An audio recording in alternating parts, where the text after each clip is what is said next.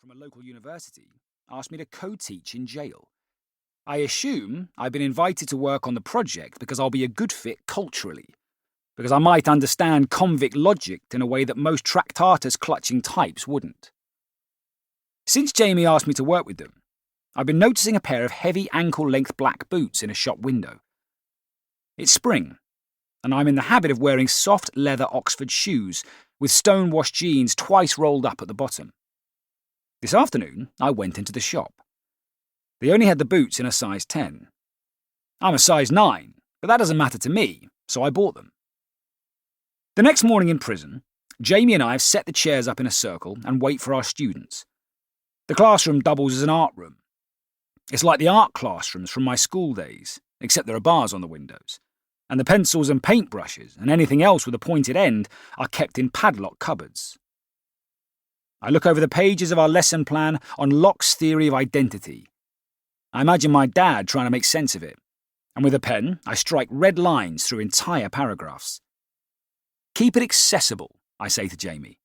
There's going to be a lot of illiterate guys, men who didn't finish school. Don't overwhelm them.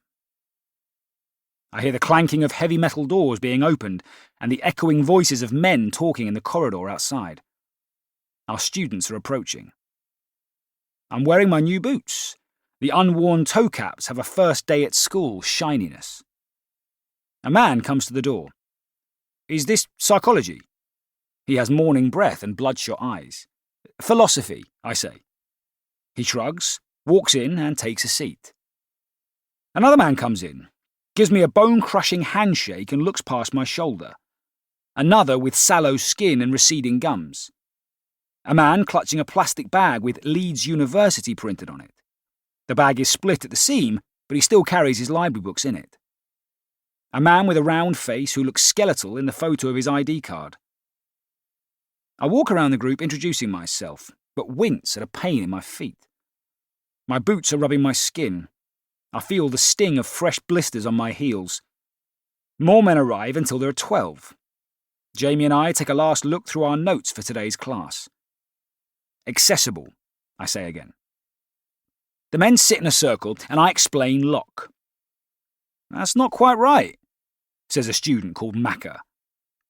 Excuse me, I say. Locke didn't only care about memory.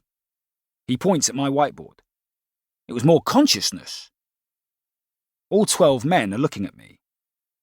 I walk over to the whiteboard, tiptoeing to avoid the shooting pain on my heels, wipe out the word memory and write consciousness.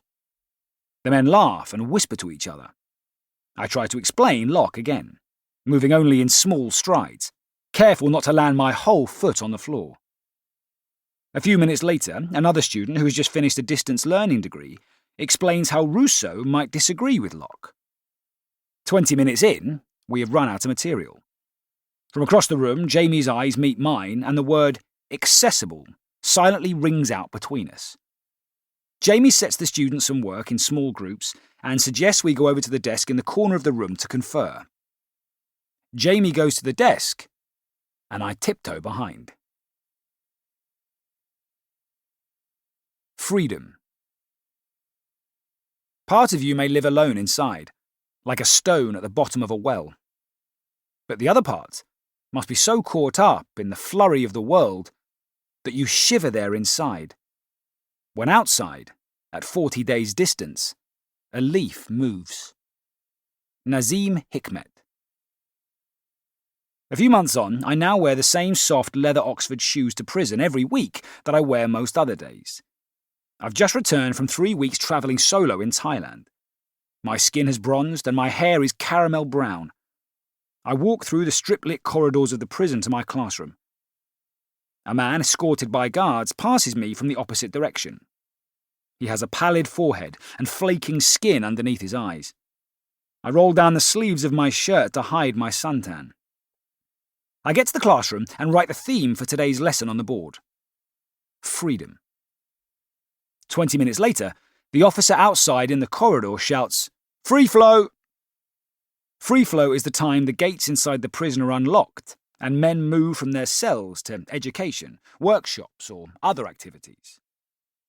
A few minutes later, the men arrive in my room.